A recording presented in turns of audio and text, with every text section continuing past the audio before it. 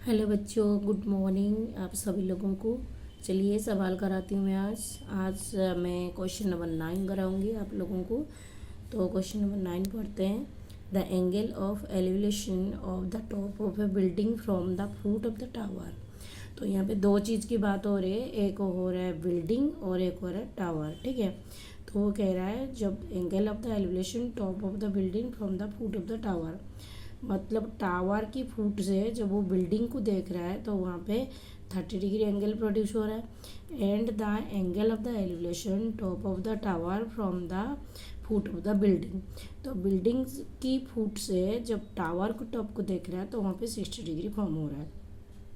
If the tower is 50 metre high, tower का height जो है 50 मीटर है। Find the height of the building, और बिल्डिंग की हाइट वो मांग रखा है।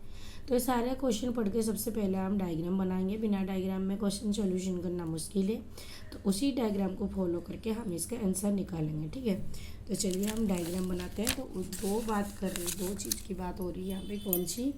एक तो हो गया, ये हो गया तुम्हारा टावर, ये टावर है। टावर थोड़ा बड़ा साइज़ के बनानी है और बिल्डिंग छोटा होता है, तो ये हो गया तुम्हारा बिल्डिंग। ठीक है, अब हम इसको कनेक्टेड कर देंगे इस तरह।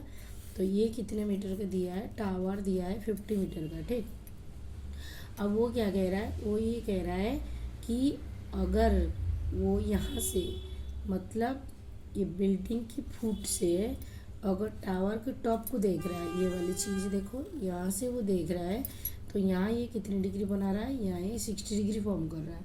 ठीक है, अब दूसरी वो कह रहा है टावर की फुट से जो बिल्डिंग की टॉप को देख रहा है, इस तरीके से देखो डायग्राम, इसको ये देख रहा है, तो यहाँ पर कितनी डिग्री बना रहा है? ये 30 डिग्री फॉर्म कर रहा है।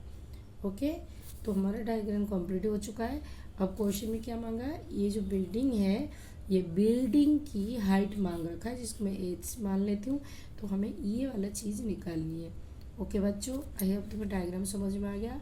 नेम तुम अपनी मर्जी से दे सकते हो, कुछ भी दे दो, ए बी सी, और इसको मैंने डी दे दिया। ठीक है, तो यहाँ जो गिवन है वो सब हम यहाँ पे नोट कर लेंगे। तो क्वेश्चन नंबर 9, तो क्या लिखेंगे? Height of tower is equal to कितने दिया है? 50 मीटर। ये मेरी कितनी है? सी डी है, ब्रैकेट में सी डी लिख देते हैं, ये सी डी है। ओके, सी डी कितनी है? हमारा 50 मीटर है। ठीक है, ओके। अब A B is equal to, A B को मैंने एच ले लिया, ये क्वेश्चन में मांग रखा है। ए बी ये क्वेश्चन में मांग रखा है। ये क्या है? Height of the building. ये क्या है? हाइट ऑफ बिल्डिंग, ये हमें मांग रखा है। ठीक है, और जो जो दिया है, क्या दिया है? D B C. D B C कितनी है? यहाँ पर हम लिखेंगे डी और बी सी, ये कितनी डिग्री है? ये 60 डिग्री क्वेश्चन में दिया है। और ये वाला लिखो ए सी बी, ए सी बी, ये कितने डिग्री दिया है? ये दिया है 30 डिग्री। सब हम गिवन लिख दिए। अब चलो ये वाले ट्रायंगल ले लेते हैं। देखो इस ट्रायंगल और ये ट्रायंगल, ये दोनों में कॉमन क्या है? बी सी है। तो मैं पहले भी ये बात कही हूँ, अगर एक दो ट्रायंगल में एक साइड कॉमन आ रहा है, पहले उसी साइड को हम निकाल लेते हैं, सॉल्यूशन करने में आसान हो जाएगा। ठीक है, तो मैं लिखूँगी in triangle A B C, in triangle A B C. तो यहाँ से हमें ये कितने डिग्री? 30 डिग्री का है। देखो इस ट्रायंगल में ये 30 डिग्री का है, और हमें ये निकालना है, और इसको मैं कह रही हूँ बी सी निकालना है। तो इन दोनों को यूज करेंगे।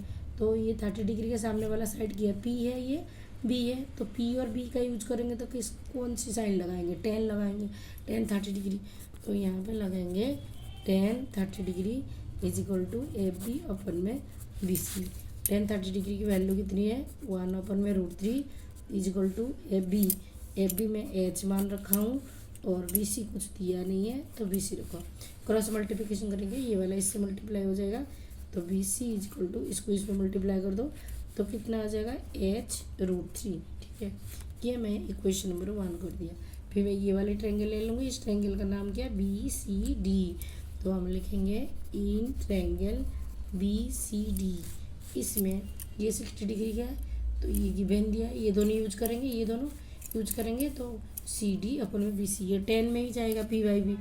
तो यहाँ पे लिखेंगे 10 60 डिग्री इज इक्वल टू कितना आएगा, सी डी अपन में कितना आ जाएगा, B C. Okay, C D अपन में बी सी। 10 60 डिग्री की वैल्यू कितनी है, 10 60 डिग्री वैल्यू √3 है। √3 इज इक्वल टू कितना आएगा, सी डी। तो सी डी कितनी है, 50 है, तो ये आ जाएगा 50। अपन में बी सी नहीं दिया है तो बी सी को हम एच उतार देंगे। अब देखो ऐसे क्रॉस मल्टीप्लिकेशन हो जाएगा, ये वाला पार्ट इधर जाएगा, ये इधर आ जाएगा, तो यहाँ पे आएगा B C is equal to 50 upon में √3। ये मेरी इक्वेशन नंबर 2 हो गया। अब मैंने कहा था देखो यहाँ पे बी सी की वैल्यू है, यहाँ पर बी सी की वैल्यू है। अब इक्वेशन नंबर 1 2 से क्या होगा, ये राइट वाला पार्ट जो है वो इक्वल हो जाएगा। ठीक है, तो यहाँ पे हम लिखेंगे फ्रॉम 1 एंड 2, ये वाली पार्ट इक्वल हो जाएगा तो कितना आ जाएगा, 50 अपन में √3 इज इक्वल टू कितना आएगा, ये आ जाएगा h √3, यहाँ पर आ जाएगा h √3। ठीक है, तो अब देखो मुझे h की वैल्यू चाहिए, जो ये जो √3 मल्टीप्लाई ये इधर आके डिवाइड हो जाएगा। तो 50 अपन में √3 ये जो मल्टीप्लाई इधर इसको डिवाइड कर देंगे इज इक्वल टू h आ जाएगा। तो यहाँ पे आ जाएगा 50 अपन में √3 को √3 मल्टीप्लाई करेंगे तो 3 आ जाएगा इज इक्वल टू h। अब हम इसको डिवाइड करके मिक्स फ्रैक्शन में कन्वर्ट कर देंगे। तो कैसे, यहाँ पे देखो 50 को 3 में डिवाइड कर दो तो ये हो गया 50 में 3 3 1 जा 3 3 4 5 20 3 6 जा 18, तो ये 2 बच गया। तो 16 2 3 16 साइड में रहेगा, इस तरह देखो यहाँ पे देखो 16, ये 16 साइड में रहेगा और ये जो नीचे का 2 है ये 2 ऊपर चला जाएगा इस तरह नोमिनेटर पार्ट में, और ये 3 आ जाएगा। ये हो जाएगा h की वैल्यू हमारा इतने मीटर आ गया। तो हाइट ऑफ द बिल्डिंग हमारा कितना आ गया, height of building is equal to कितना आ जाएगा, 1623 मीटर। ये इसका आंसर है। अगर मेरे वीडियो आप लोगों को अच्छे लगते हैं, समझ में आ जाते हैं, सो प्लीज़ मेरे वीडियो को लाइक कर देना और चैनल में अगर न्यू हो तो सब्सक्राइब जरूर कर देना।